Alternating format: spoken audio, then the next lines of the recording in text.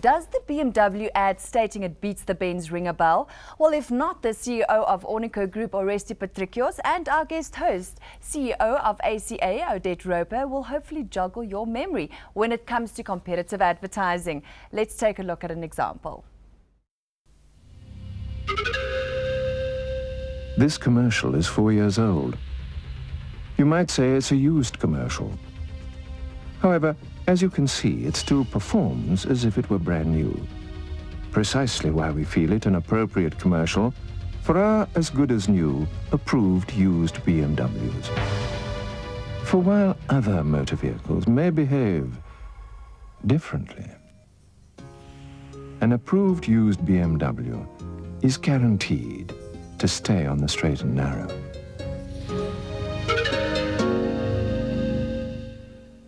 Who cannot remember beats the Benz? It's a classic. That's a classic. So Odette, why is competitive advertising banned in South Africa? I don't think there's a reason other than the law as such. In our legislation doesn't allow for it in this country, and Oresti will talk to us a little bit about trademarks and how trademarks have affected changing the legislation for competitive advertising. I guess it's just about South Africa being a little bit more conservative perhaps, and safe, if there's another word. But is competition not healthy? Yeah, Oresti, I think. what's your view? No, I think competitive advertising should be there. But I mean, there are obviously certain requirements. I think be careful watching what you're going to do with the reputation of your competitor brands. You know, there's a couple of things that you need to be careful of. But for the consumer, I think competitive advertising benefits is brilliant. the consumer. Yeah. Absolutely. I think also structurally, you need to, whenever you change legislation, you have to have somebody to be able to monitor it, and you have to have a facility to be able to monitor it, and you have to have expertise, and you have to have a structure in order to deal with any complaints and that sort of thing. And whilst the ASA currently is in place to monitor consumer advertising, there isn't a mechanism other than through the ASA right now to look at competitor advertising. And what we do when we have a situation where competitive advertising has been complained on and has to be ruled against, the letter of the law is what really would be the benchmark. So we don't really have another authority or room to maneuver at this stage in this country, unfortunately. Oresti, what are the actual restrictions to competitive advertising? Or what is seen as competitive advertising? Let's start there. Well, as you can see, I mean, with Beats the Benz, I mean, they pushed that envelope. Okay, I think if there's two branded products in the same commercial, that's a no-go. That's It's an absolute Where no-go. both brands are either mentioned or seen, or absolutely visible and made clear, without any. For example, the doubt. Pepsi, Coca-Cola. Absolutely. Absolutely. Yeah. Absolutely. That's correct. Yeah. But I mean, there's some comparative advertising that happens in this country. You know, the issues about comparative advertising I read, and I thought it was quite funny actually, is like pulling a face at a bully when you're behind the bully. You know, and as soon as they turn around, you're starting to kind of act normal. You know, whereas when you're doing proper competitive advertising, you're putting your finger in his face. Absolutely, yeah. You know. Okay, let's take a look at that Pepsi ad.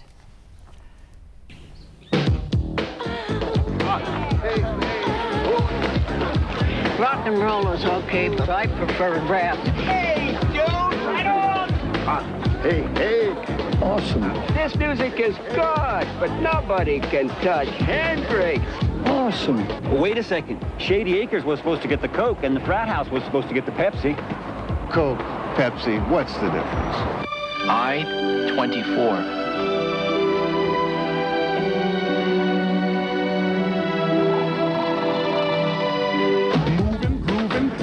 You like slam dancing? Love it. This is radical. I think it's any creative director's dream to work on a campaign like that. I think kudos to the casting agency to get all those. Absolutely. But I think if you really go back, there was all those what was called the Cola Wars Yes. during Yes. that I think it was 80s, 80s period, where Pepsi was a lot smaller than Coca-Cola at the time, and it built that Pepsi. But they took on the brand. giants. And they took on the look giants. what happened. And you'd have to do it in a very in-your-face kind of way. Completely. If you are the underdog as such Yeah. and taking on a bigger brand, you would have to really be in your face to make your point, you know, in competitive advertising. pulling the tiger's tail. Absolutely. Well, really, when he's awake. There's also opportunity to be creative and also for the competitive brand to take recourse. And I think it can be very interesting. Yeah.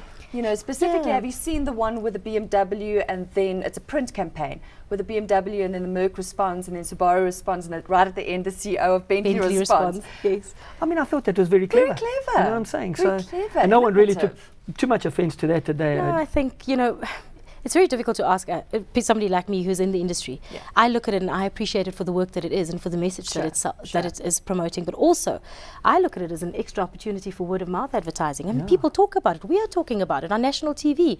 I'm sure those brands appreciate that. No. And that's certainly unpaid for advertising that they absolutely probably haven't, you know, factored into.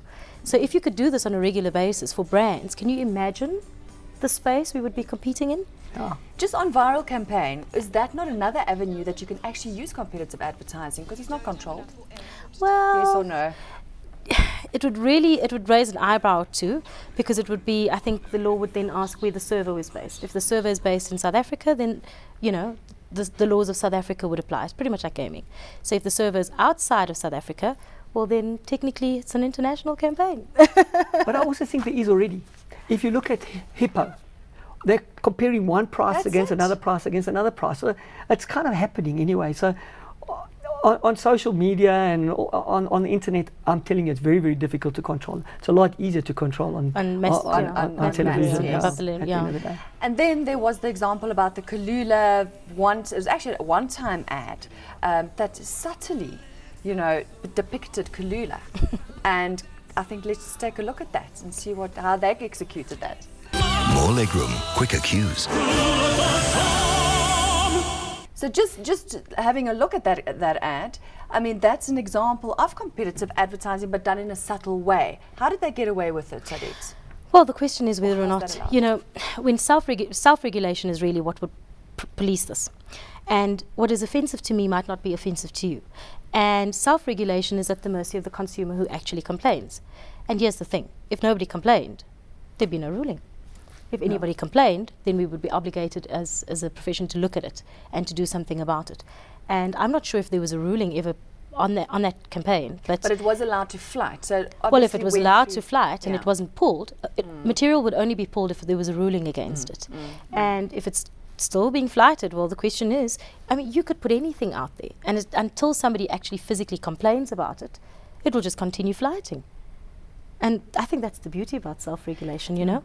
Absolutely, because once it's flighted, it's flighted. Well, you People can't have seen unsee it, people have something that you've spoken already about seen, it. yes. Yeah. And I mean, there's so many ads that you can think of that have been quite thought-provoking, to say the least.